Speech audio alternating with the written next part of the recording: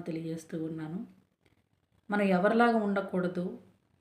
ఎలా ఉంటే దేవుని నామానికి అవమానం కలుగుతుంది, ఎలాగా ఉండాలి అనేది దావీదు మహారాజు గారు మనకు తెలియజేశారు. నేను దేవుని నమ్ముకొని మౌనంగా ఉన్నాను, ఆయన వల్లే నాకు రక్షణ కలుగుచున్నది అని. ఆయనలాగా మనం ఒక ఉన్నతమైన స్థితిలోకి ఎదగాలంటే మన విశ్వాసాన్ని మనం పరీక్షించుకునే వారిగా ఉండాలి. మనం ఎలాగ బ్రతుకుతూ ఉన్నామో, మన విశ్వాసం ఎలాగ దేవుని యందు అభివృద్ధి చెందుతూ ఉంది అని ఆలోచించేవారుగా మనం ఉండాలి. ఇస్కరియోతు యోధాను యేసుక్రీస్తు పిలుచుకునేటప్పుడు అతను మంచివాడు కనుకనే ఇస్కరియోతు యోధాను కూడా 12 మంది శిష్యుల్లో యేసుక్రీస్తు ప్రభు ఏర్పాటు చేసుకున్నాడు. మరి మధ్యలోకి వచ్చాక ఇస్కరియోతు యోధాకి ఏం పొంగరిసింది? మరి ఎందుకని అలాగా బిహేవియర్ చేశాడు? విశ్వాసంలో స్టార్టింగ్ స్టేజ్లో ఉన్నప్పుడు మంచిగా ఉన్నాడు కాబట్టే యేసుక్రీస్తు ప్రభు ఇస్కరియోతు యోధాని ఏర్పాటు చేసుకున్నాడు. ఆయన అమ్మటి కష్టాలు, కన్నీళ్ళు, ఆకలి దప్పుకులు, నిద్రలేని రాత్రులు ఆయనతో పాటు ప్రార్థన చేసుకుంటూ ఎంతో సంతోషంగా ఆనందంగా గడిపిన కష్టసుఖాల్లో కూడా సంతోషం ఆనందంగా అనుభవించాడు. ఇబ్బందుల్లో కూడా సంతోషం ఆనందం అనుభవించాడు. మరి మధ్యలోకి వచ్చినాక ఏం పొంగరిసింది? మళ్ళీ ఏం పొంగరిసిందంటే ధనం అనే పాము గరిసింది, డబ్బు సంపాదించాలనే పాము గరిసింది. అది కరవటం వల్ల ఏం జరిగింది? ఏసైనా కూడా అమ్మేసి ఇస్తే నాకు డబ్బు ఎక్కువ వస్తుంది అనే ఆశ అత్యాశగా మారిపోయింది.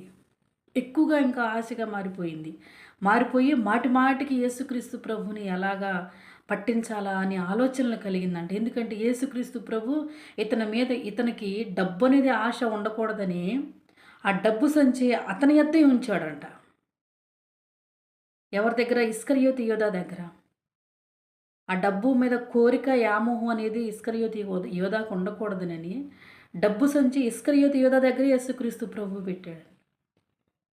ఈ సంచి నా దగ్గర ఉంటేనే ఎంత ఇలువగా ఉంది, ఈయన్నే సంపూర్ణంగా అమ్మేస్తే నేను ఇంకా ధనాన్ని సంపాదించొచ్చని ఆశ కలిగి యేసుక్రీస్తు ప్రభుని పట్టుకోవడానికి ప్రయత్నం చేసిన మనుషుల దగ్గరికి ఇతనే వెళ్ళాడంట. సైతాన్ని తన్ని ప్రేరేపించేసిందంట. ఇస్కరియోతు యోధాలో ఉన్న కొద్దిగున్న ఈక్ పాయింట్ ఏదైతే ఉందో దాన్ని పట్టుకుంది సైతాను. పట్టుకొని యేసయ్యను అమ్మటానికి ప్లాన్ చేసి ఎట్లాగైతే యేసుక్రీస్తు ప్రభుని అమ్మితే డబ్బు సంపాదించవచ్చో వాళ్ళ దగ్గరికి వెళ్ళాడంట. వాళ్ళు ఇతని దగ్గరికి రాలేదు. చెడు సావాసం వాళ్ళు ఎవరు అండి? చెడు సావాసం వాళ్ళు ఎవరు మన దగ్గరకు వచ్చి మనతో సావాసం చేయరు.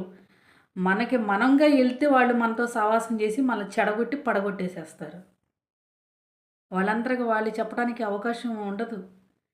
మనంతరకు మనమే మన విశ్వాసాన్ని మనం పరీక్షించుకోకుండా చెడ్డవాళ్ళ దగ్గరికి వెళితే, దుష్ట సాంగత్యుల దగ్గరికి వెళ్తే ఏం ఆలోచనలు? దుష్ట ఆలోచనలే వస్తాయి.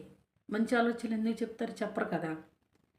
మీరు ఎతుకుతున్న యేసుక్రీస్తు ప్రభువుని నేను పట్టేస్తా, అయితే నాకేమిస్తారని బేరమాడాడంట.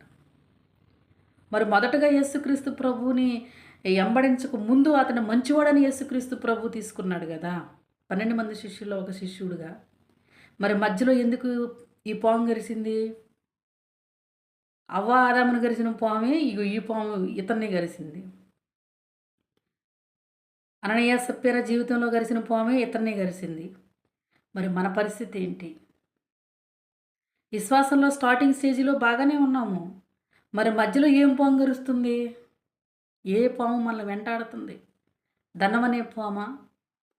నేత్రాశ అనే పామా? జీవపు డంబం అనే పామా? ఏ పాము మన జీవితాన్ని నాశనం చేస్తూ ఉంది? మన బ్రతుకుని నాశనం చేస్తూ ఉంది. మొదటగా విశ్వాసం చాలా ఎక్కువగా ఉంటుంది.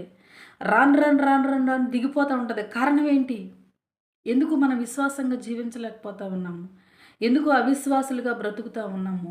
మన విశ్వాసాన్ని కాపాడుకోవాలని దేవుడు ఆశపడతా ఉన్నాడు. అవిశ్వాసులుగా బ్రతకూడదు. ఏ డబ్బునైతే సంపాదించాలని ఆశపడి డబ్బు తీసుకుని